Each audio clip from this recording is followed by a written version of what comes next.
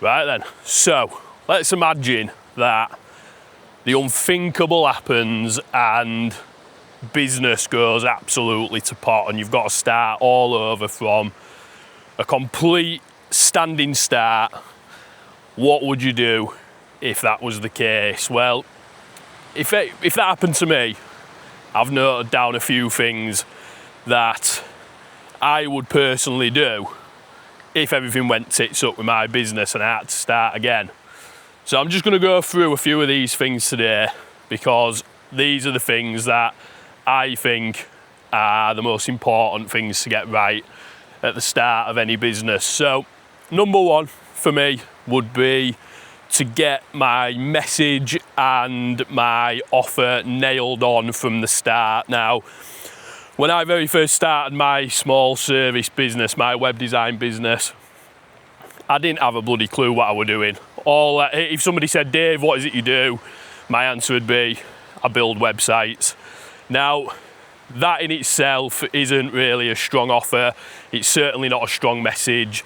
And because of that, when I first started, I found it extremely difficult to actually sell my services. So getting your message nailed on and getting your offer nailed on right at the very start is ultimately what's going to help you to get off to a flying start with the business. So what does that look like? Well, first of all, getting your message nailed on is all about clarifying your offer, clarifying your message, what you're all about, and making it crystal clear to the type of people that you're wanting to work with exactly what's in it for them.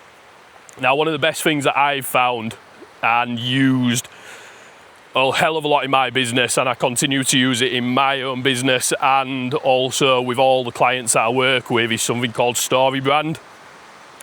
Now, if you haven't seen that book already, have a look for it. It's called Building a Story Brand by Donald Miller, and I'd highly recommend that you take a look at that if you're a little bit unclear about what exactly it is that your message is meant to be saying. And clarifying your message is all about figuring out what is it that your target audience or your ideal client, what is it that they're struggling with, what's their big problem that they've got that you can solve, what is it that they actually want, so what's their deepest desire that you can deliver, and then positioning you as the guide in their story as opposed to what most businesses do, which is position yourself as the hero in the story, because ultimately your target audience and the people that you try to sell your services to don't really care about you. All they really care about is what's in it for them. So clarifying your message and then making sure your offer is 100% nailed on as well, and that you 100% understand exactly what it is that you're actually selling as a service or as a product. So again, that's not necessarily the features of the product or the service. It's what are the benefits, again, to that target audience that you're trying to sell to, and packaging it up in a way that, again, is crystal clear to the type of person that you're wanting to work with, and also making it sound very, very, very good to that person as well, and something that they obviously want to snap your hand off. Again, if you haven't looked at anything by Alex Hormozi, the stuff that he does on building an offer, a no-brainer offer, have a look into all that kind of stuff, because again, that's the stuff that took me quite a while to find and figure out, but once I'd found it and figured that out and understood exactly what it was that I was offering, everything started to pick up from there for me. So that's the first thing. The second thing ties very much into that, and that is knowing exactly who your target audience is and getting 100% clarity in your own mind as to exactly who it is that you want to work with. Now, most businesses that I've ever worked with, when I say who's your target audience, a lot of the time they will answer, we'll work with anyone. Now, there's a saying in marketing, something along the lines of, if you market to everybody, you market to nobody. And again, this is something that I struggled with right at the start of my business, because I'd say, well, I want to work with as many people as possible. I want to work with anyone who wants a website. But really what that does is completely dilutes all of your message, and it makes it incredibly difficult to find the specific type of person you're looking to work with. So what you want to do is get a picture in your mind. And it's a little bit harder when you first start out because you might not necessarily have any perfect clients at that time. But what you need to do is think about in your mind exactly what a perfect client would look like for you. So what industry are they in? Whereabouts are they located? What sort of job title does that person have? How much money are they earning? That kind of stuff. What are their values? What are the nitty gritty bits of that specific person? Write it all down and get that really clear in your mind. Don't know why she's booting off. And get it really clear in your mind exactly who the target audience is, because what that allows you to then do is, rather than you scattergun approach trying to find this specific type of person, you can pick that very specific type of person out from a big crowd of people, and you can target your messaging directly to them people. Again, when I figured out exactly who my target audience was, which was small service business owners, everything started to click into place for me, and it just makes everything a million times easier now. The scary thing, I think, for a lot of businesses is when you try and get super specific on exactly who your target audience is you start to think that you're going to miss out on business. But for me, I've worked with lots of other businesses that are not fitting my ideal client persona and worked with them very well. It just makes it a lot easier. She's really kicking off today, Siri. But yeah, so just figure it out exactly who you want to work with, target your message and your offer directly at them, and it doesn't mean you're going to discount everybody else as well. So that's the second point. Third point, never, ever, ever, and I can't emphasize it enough, stop marketing your business.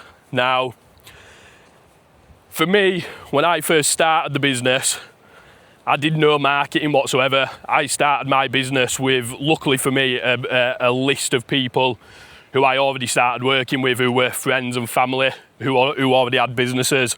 So I was quite lucky in that respect. But I rested on my laurels with that far too much. And over time, as with any business, people will move on and you'll lose customers for whatever reason it might be. And I got to a point where the referrals dried up, the word of mouth dried up, and I was left with absolutely nothing, no work on the table. And that's when you start scrapping around and worrying about obviously paying the bills. For me... I didn't catch that. Could you try again? Shut up, Siri. So for me, whenever I stopped doing the marketing, whenever I stopped posting to LinkedIn or stopped reaching out to people, at that point, that's when the following months would then come and they'd be absolutely dead and I'd have no work on. So what I've definitely learned now, and what I would do if I was starting my business again from scratch, is I would be 100% full on every single day, regardless of how busy I was, regardless of how much work I had on in the pipeline. I'd be constantly marketing, because what I've learned is what you do now, generally speaking, will pay off in a couple of 3 months' time. So if you stop marketing this week and do no marketing this month because you're full of client work, when it comes to the following month, you're going to be really, really struggling. So never stop marketing, never rely on word of mouth, never rely on referrals. You have to be marketing all the time. Even huge brands across the world, you never see McDonald's who haven't got a poster up somewhere in a bus stop, or Coca-Cola who are always advertising. All these big companies know, even though they're obviously household brands, you have always got to be doing your marketing, because if you don't, you are going to struggle big time. So that would be the third thing that I would do if I was to start again. The fourth thing that I would do if I was starting my business from scratch today would be not to believe the hype of inbound marketing and that everything can just come inbound and all you have to do is post content every single day. It doesn't work. It only works for people who have got massive audiences already and they've got a huge amount of numbers, because let's say, for instance, a brand online could have hundreds of thousands of followers across social media. All they have to do each month is convert, say, 1% of that audience into business, and that's how they can obviously make their business run. If you've got a smaller audience or you're only just starting out, again, this is what I fell into the trap of straight away, thinking that all I had to do was post a bit of content and the leads would just start flowing in. It doesn't work. It does not work. So I got into a position where I was posting all the time, expecting all these leads to just rock up in my DMs. It didn't work. And what I've found since, and again, something that I would be doing right from the very start, is you have to be in the DMs all the time. You have to be connecting with new people on LinkedIn or across social media or at networking events. And you have to be in the face as much as possible. Now, this doesn't mean sending pitch slaps out to everyone that you connect with on LinkedIn. This means just getting out, speaking to people in the DMs, engaging on the content, and being really proactive in terms of getting your face and getting your name out there. That's the only thing that works. If you're sitting there expecting all these leads to just come in organically, without you having to lift a finger other than maybe post a bit of content, you're going to be sticking around for quite some time. There's far too many people in every single industry now competing for the same amount of work, so you have to be proactive. It's the only way. Don't listen to the hype. So that's what I'd be telling myself. Now, the fourth one, I would grow my network around me from the very beginning. And I don't mean growing my network of followers. I mean growing my network of other small business owners who are all on a similar journey to me. This has been one of the biggest sources of help and support that I've had recently, and it's something that I wish I'd done right from the very start. So, having other people around you who you can see with your own eyes are kind of doing the same things you are and going on the same path, and people who you can reach out to on a friendly basis and just get that level of support that you need when you're running a business on your own. Sometimes you haven't got friends or family in your close network of people who you can rely on or who understand exactly what you're going through or what you're trying to achieve. So having a network of other people who are in exactly the same position as you and working towards the same sort of goals is, honestly, it's been one of the most beneficial things for me, and it's something that I should have done right at the very beginning. So reaching out to other people who are in the same industry as you, don't see them as competition, seeing them as friends. There's plenty of work out there for us all. And growing that network of more friendly connections, not people like you're trying to obviously sell to, but people who can be there to help and support you. As well as that, that'll increase the number of referrals that come through the door as well for you when you have that good, close relationship with people who are in the same sort of industry. Let's have a look. This is a big one. The amount of money that I've wasted since I started my business on courses and books and coaching and all this sort of stuff, trying to get a quick fix to something and get me to a position quicker than what I was getting to. So I've bought copywriting courses, I've bought YouTube courses,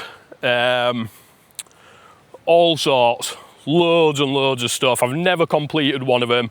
I've probably spent tens of thousands of pounds over the 4 years I've been running my business on this kind of stuff and never completed any of it.